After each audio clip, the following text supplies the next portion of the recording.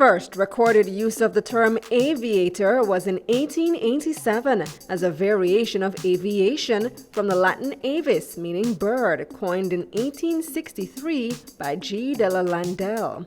These terms were more used in the early days of aviation when airplanes were extremely rare. They implied bravery and adventure.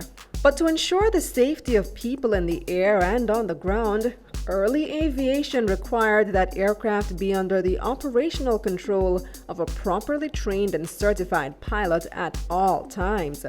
Formed in October 1898, the Aero Club de France, a society to encourage aerial locomotion, first issued certificates in 1908 to qualified pilots. From then, other countries began implementing pilot certificates to persons deemed fit for flying. This week, we explore the profession of pilots on Career Moves.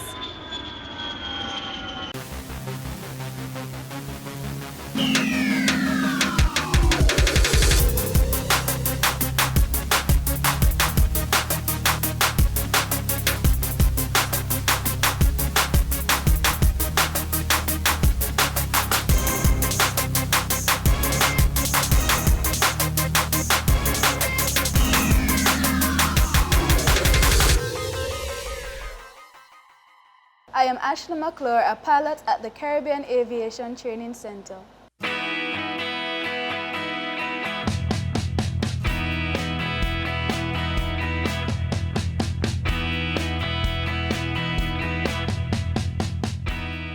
Pilot's primary duty is to fly the aircraft from point of origin to destination, but they do have a number of pre-flight duties to attend to before taking off. Pilots have many duties. It's not only flying the aircraft, but also ensuring that passengers are on time, that all of the paperwork is in order, and that the aircraft is well maintained. They have to work with other people, including the aviation maintenance engineers, and ensure that the aircraft is safe for operation. Pilots are normally stationed at an airport or an aerodrome. Ashli tells us how she got into the field. I got started when I visited a flight school, and I was inspired by a pilot who told me about all of the fancy perks of flying, and I was so enthralled by all of that. So I went home and I said, "Mommy, I want to become a pilot." My mom, she knows that I normally change my career option very regularly. At first I wanted to become a doctor, a nurse, but she said, "Okay, Ashli, if this is what you really want to do, then you can go and do it." Lucky enough, I was at the age where I could start, and my mom signed me up, and that's where it all started.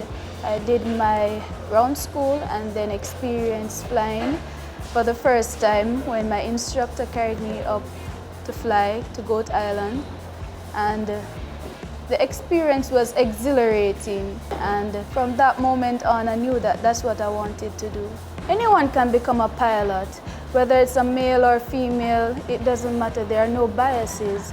You can start as early as 15 years old and do your ground school and then continue pursuing your commercial license. Ground school is the theoretical aspect, sitting down in front of the instructor and he's teaching and you're interacting with him, almost like a classroom setting. On average, Ashli spends 40 hours at the Caribbean Aviation Training Center a week. On a normal day, I am here for approximately 8 hours thereabouts, sometimes from early as 6 a.m. to as late as 7 p.m. I enjoy it here, so sometimes I don't want to go home. Sometimes I'm here talking and learning about the experiences of the different pilots and the students, and also doing ground school or some form of training. I think most persons go into aviation for the adventure and the thrill of it, and also because of the perks associated with flying, such as traveling the world and meeting new people and always having something new to do on a regular basis, because no flight is ever the same. Being a pilot is a glamorous, exciting, and highly rewarding job, but often takes you away from home, giving little time to self and family. I haven't started working, but I have considered a location where I would like to start working, which is the Caribbean Aviation Training Center, the same school that I attend as an instructor. I would like to work here because instructing allows you to build hours first and foremost. It also helps self-actualization and helps you to guide other students that were once in the position that you were in and inspire them and motivate them about aviation and all of the fun stuff that comes along with it. Well, I'm gonna have a fun life, I think, because I'm doing something that I am passionate about and I am enjoying myself at the same time. It's all about balance, and you have to just learn to balance your career and your life in order to enjoy the quality of life. Pilots are fulfilling a very great role in society. Without pilots, there wouldn't be any global interaction. How would people get from one place to the next and meet new people and experience new cultures, participate in business exchanges and all of that? So I think that pilots are making a huge contribution to the society at large. Attaining a license is very difficult. Losing it is very easy.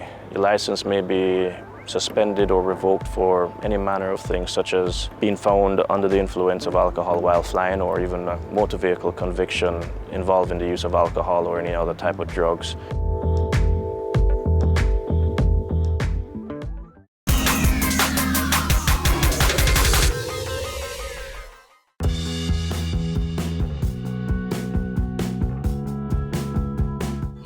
Of course, they are well paid. I mean, you're carrying lives around the world from point A to point B. This is risky business. I think they should get better salaries. Because their job is a very dangerous job flying up in the air, so I think they should get a better salary. I would assume that because, you know, the prestige of the job. Well, I'm not very sure of the figure, so I really can't say. Yes, I think pilots are well paid because there are so much pilots running down jobs all over. I can remember the Air Jamaica pilots. Most of them got employed in other countries, and the flying industry is growing. Yes, because they are risking their life to take people across the world.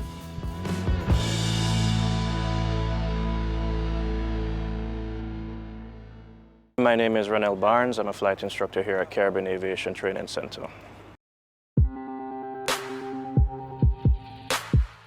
Caribbean Aviation Training Center was started in 2000 by Captain Errol Stewart. It's a flight training organization that trains persons who are interested in becoming private pilots or instrument pilots, multi-engine pilots, commercial pilots, and ATP pilots. Reynell speaks to entry requirements and costs to getting closer to the goal of becoming a pilot. To become a pilot, prerequisites would include mathematics, English language. Other subjects such as physics and geography would come in handy.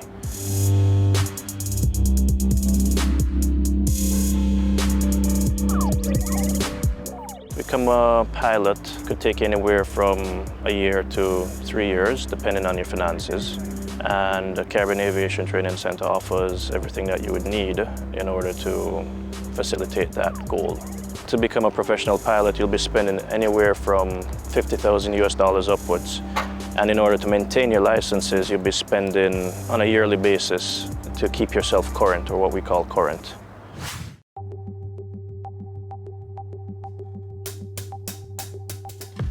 Although this career may appeal to adventurous souls, there's also a high level of coursework.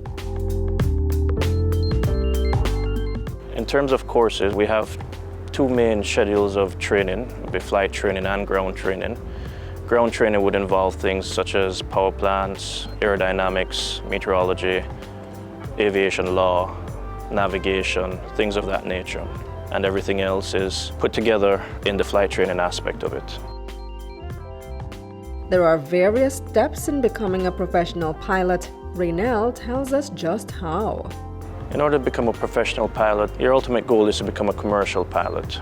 And in doing so, the general pathway that we use here is to first become a private pilot or to hold a private license, then to hold an instrument and a multi-engine rating, after which one would go for an examination which includes both written and a practical exam for the commercial license.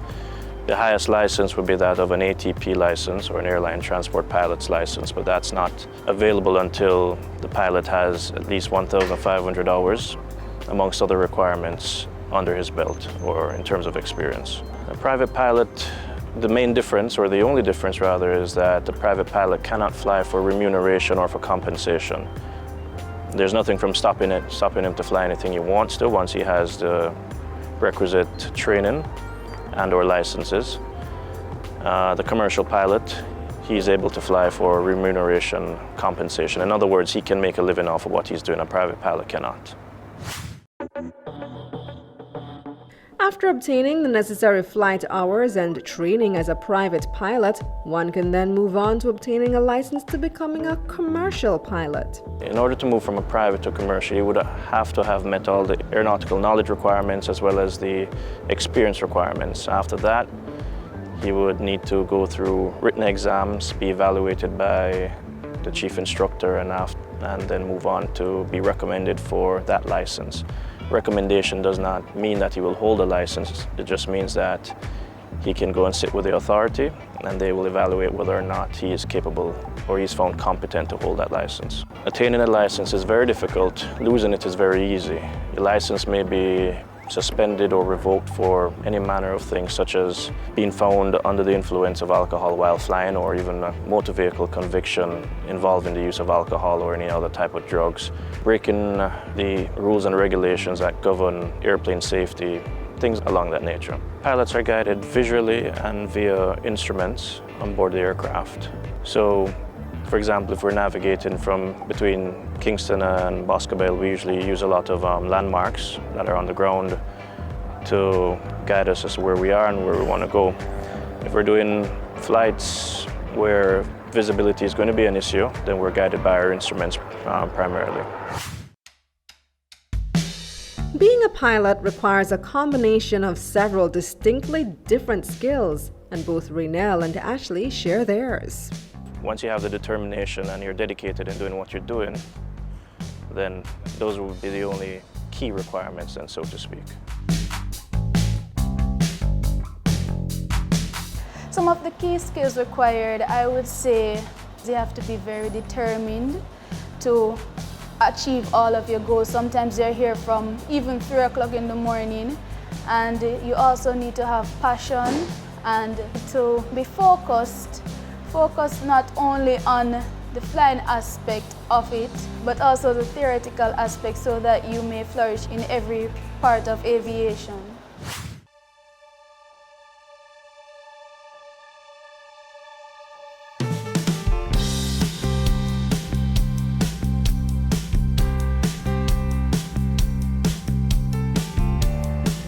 The airline industry is on the verge of what could be the biggest surge of pilot hiring in history after a drought in the last decade. But is there a market in Jamaica? There is a market for pilots here in Jamaica, but there could be a larger market because Jamaica has the potential to be very profitable from aviation and from other transportation services.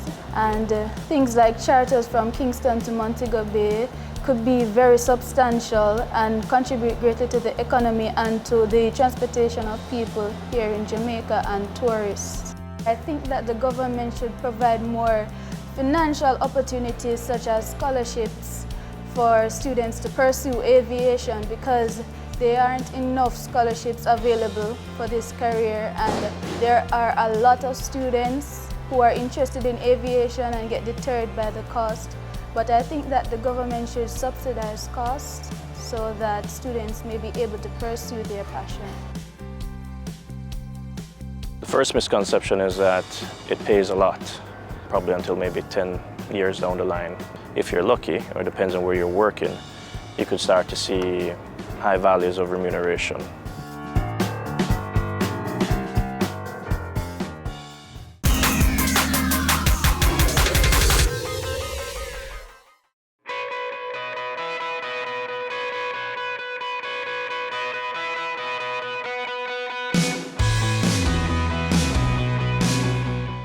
Flying across the world at the controls of some of the most sophisticated aircraft is for many the ultimate dream job.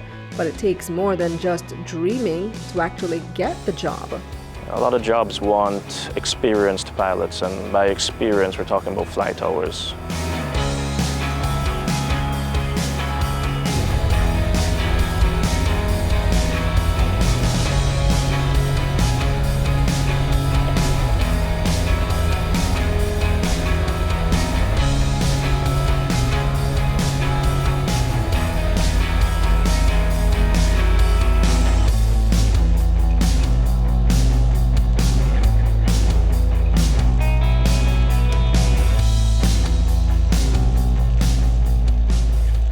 I think the easiest way to put it is that it's not necessarily the employers that employ, but rather the insurance companies. And an insurance company is not going to want to put an inexperienced pilot in a very costly aircraft because it's going to cost them a lot of money statistically if something were to go wrong. You find that the experienced pilot is less likely to make certain mistakes than the inexperienced pilot. So what you find happening is that they're getting into an airline, for example, immediately out of flight training is very difficult, if not impossible. After flight training, the usual avenues may include becoming a flight training instructor. You're grossly limited into what you can do. Let's take the United States of America as an example.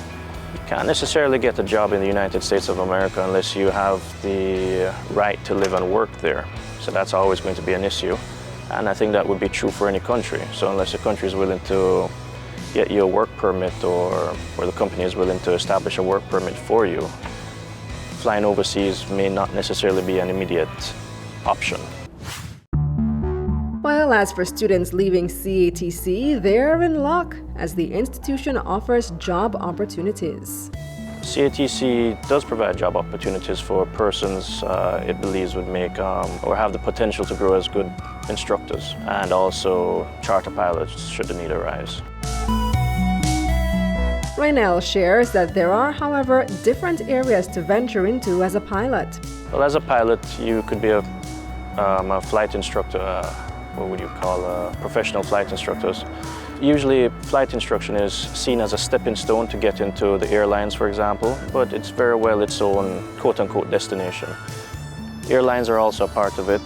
You have agricultural flying, such as crop dusting. You have charter flying or on-demand charter flying, where somebody may come up and want to go from point A to point B.